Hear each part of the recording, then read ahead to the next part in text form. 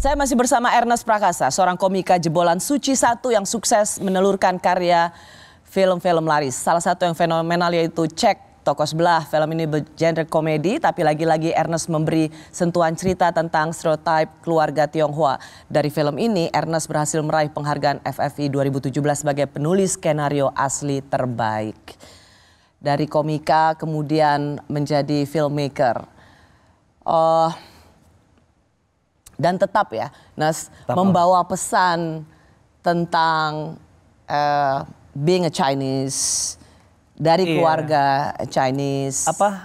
Ya itu sih, kayak pengen mengikis stereotip bahwa ketika orang nonton Cek Toko Sebelah mungkin di luar kulitnya seperti bermain dengan stereotip. Oh, engkau Cina punya toko gitu. Tapi sebenarnya setelah nonton mungkin apa yang ada di balik itu semua adalah at the end of the day ya he's just a father yang mau terbaik buat anaknya. Ada sisi egoisnya, ada sisi pilih kasihnya yang akhirnya semua keluarga juga bisa mengalami masalah kayak gitu terlepas dari sukunya gitu. Jadi pengen berusaha ngingetin orang kalau apapun identitas bawaan kita sebenarnya at the end of the day ya kita ya manusia aja gitu. Bisa aja kita sebenarnya punya banyak sekali kemiripan, cuman beda suku aja gitu. Kalau Cek Toko Sebelah tentang keluarga, kalau ngenes gitu, ngenes itu tentang Ernestnya. Tentang sayanya, tentang saya dari TK, SD sampai SMP lah dibully terus, dicina-cinain terus di sekolahan gitu kan. Lumayan loh 9 tahun tuh bukan waktu yang singkat juga. Makanya ketika SMA akhirnya aku di sekolahnya di kota. Karena papaku mungkin mikir di sana kamu akan menjadi mayoritas gitu. Jadi ditaruh di kota. Tapi dari dibully juga enggak dong? Enggak lah, di sana kita jadi mayoritas. Tapi mestinya kalau misalnya benar yang dibully, Cina lo kan sama. Iya, Cina lo tos gitu. Jadi karena dibully itu akhirnya jadi film cerita tentang partly tentang kehidupan pribadiku yang karena dibully terus akhirnya sampai terbentuk pemikiran kayaknya aku nikah sama jangan yang Cina ya biar anakku nggak ngalamin apa yang aku alamin. Sebenarnya sesimpel itu pemikirannya. Pikiran itu mulai muncul waktu SMA sebenarnya, tapi sampai terus menerus sampai dewasa mengkristal di kepala gitu. Aku nggak mau cari pacar Chinese, aku mau cari pacarnya orang Indonesia aja, Melayu aja, pribumi or whatever istilahnya ya. Tapi nggak mau nanti jangan sampai anakku ngalamin apa yang aku alamin lah gitu. Nah itu sedikit banyak diceritain di film Ngenes dan sedikit banyak terjadi di dunia nyata gitu. Ini sesuatu yang kita nggak pernah menduga. Bulian itu begitu berdampak ya bagi sesuatu. Itu pernah jadi luka batinnya Ernest nggak? Pasti, justru itu yang tidak aku ketahui ternyata stand up itu salah satu bentuk terapi ya. Ketika kita ketawain bareng-bareng tuh sembuh lukanya. Dulu waktu sebelum stand up, aku paling alergi dipanggil koh. Sekarang semua anak-anak stand up, kru semua manggil koeres gitu. Dulu aku alergi karena mengingatkan sama memori-memori yang tidak menyenangkan gitu. Oh ya? Being a Chinese itu tidak menyenangkan. Being a Chinese itu dibully terus, dipinggirkan, didiskriminasi. Jadi ketika dipanggil koh tuh triggered gitu. Jadi aku dulu suka membenarkan orang kalau misalnya panggil koh, boleh panggil mas aja nggak gitu. Oh ya? Iya, sebelum stand up. Belum stand up gitu, tapi setelah karena itu lebih pada mengingatkan pada pengalaman yang sungguh pahit. Betul, ya? Mengingatkan kalau lu tuh Cina gitu. Aku nggak pengen diingetin, aku pengen move on dari semua pengalaman-pengalaman buruk itu gitu. Jadi pernah nggak Ernest mempertanyakan kenapa ya gue lahir Cina ya? Oh pernah, jelas. Pernah, makanya kayak kenapa ya gue harus. Ya walaupun jawabannya mungkin terjadinya muncul jawabannya sekitar 20 tahun kemudian ya. Biar jadi karir. Biar jadi fondasi karir gitu. Itulah rencana Tuhan ya, kita nggak tahu. Mempertanyakan kayak gini amat ya nasib gua gitu sangat. Terutama pas SMP ya, pas udah mulai masa-masa remaja, mulai self aware. Mungkin SD masih terlalu lugu, SMP udah mulai mikir pikiran kayak gitu persis kayak kenapa ya gue harus Cina ya, kenapa gue nggak kayak yang lain aja ya gitu. Tapi berhasil lah. Ya, paling nggak dapat istri. Ya betul, anak saya hybrid. Ibi kali. Ya, anak saya hybrid. Kemarin pada berapa tuh?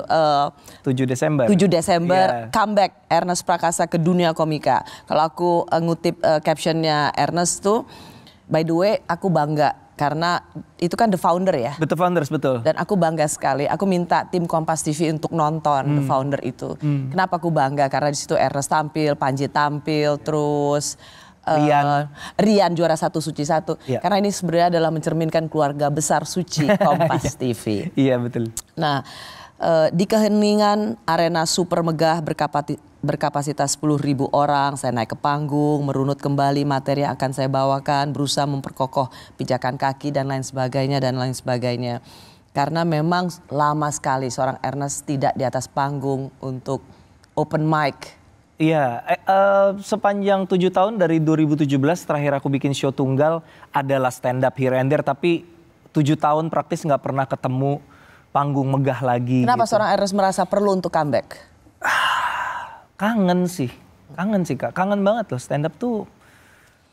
That's where I began dan rindu sama pengalamannya, kangen banget sama stand up sebenarnya. Cuman stand up itu kan harus nulis ya, dan nulis tuh butuh waktu. Jadi sementara sebagian besar waktuku tersita sama film dan keluarga gitu, ya udah gitu. Jadi nggak sempat nulis. Tapi ketika Panji, kita bikin acara Founders yuk, aku merasa itu sebagai bentuk paksaan untuk aku nulis lagi. Jadi aku iyakan, walaupun ketika itu gue mau bawain apa materinya, aku iyain aja. Karena itu menjadi terpaksa menulis karena ada event itu justru gitu.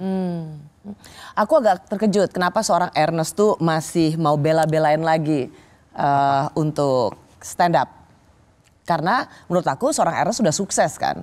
Apalagi kan diidentikan 2024 ini dengan agak lain yang sukses. Udah super duper jackpot untuk sebagai seorang produser film, tapi masih memilih untuk stand up.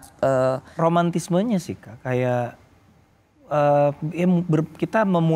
aku memulai karir entertainment di situ kan, ketika terjun pertama 2011. Jadi selalu ingin kembali ke tempat itu, panggilan itu selalu ada gitu. Dan kebahagiaan ketika kita ngelempar joke, terus ya film biar gimana pun juga kan itu medium yang audiovisual yang bukan direct interaction ya. Kalau kita stand up, kita feeding off energi dari orang itu nggak tergantikan sih. Itu kayak air bah, endorfin, kayak nggak susah dideskripsikan. Tapi itu pengalaman yang keeps me coming back for more lah gitu. Aku rasa ini sebuah message yang sangat baik karena Kompas TV akan ada Suci 11. Suci 11. Suci 11 dan mendengar pengalaman seorang Ernest, ia mengawali karirnya di panggung stand up comedy ini berawal dari Suci, sukses dengan film-filmnya, tapi selalu ada rasa ingin kembali. Aku boleh kasih satu tip aja nggak buat peserta? Boleh.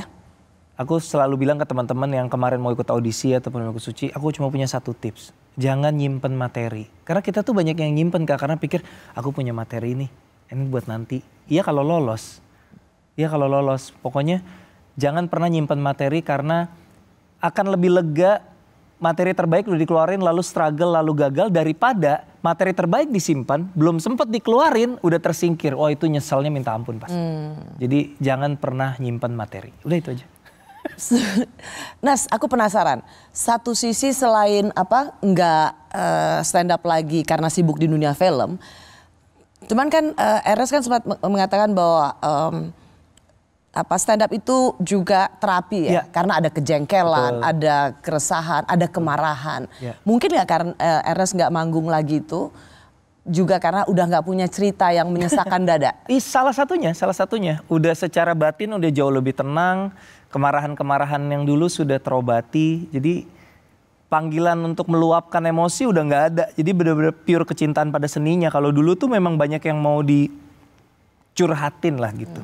Sekarang ya memang komedian tuh, makanya komedian banyak yang hidupnya miserable karena semakin hidupnya tenang susah nulis materi komedi. Kayak sekarang hidupku tenang lah bisa dibilang begitu ya, minim turbulensi, susah nulis materi komedi malah. Karena justru turbulensi itu yang membuat kita dapat bahan gitu. Jadi karya besar itu bisa lahir justru sebenarnya dari sebuah perjalanan pahit ya? Pasti, bukan pasti sih, sebagian besar begitu pasti. Sebagian besar karya-karya terbaik pasti lahir dari kejadian yang awalnya terasa menyakitkan gitu. Kalau kata Charlie Chaplin kan ya itu, tragedy in a close up but comedy in a long shot gitu. Asal kita mundur lama-lama jadi lucu gitu. Tapi kalau baru di depan mata pasti sakit gitu. Menjadi minoritas tak menyurutkan keberanian Ernest Prakasa untuk bersuara, merespons situasi sosial politik yang terjadi. Sikap kritisnya ini tentu mempertaruhkan karirnya.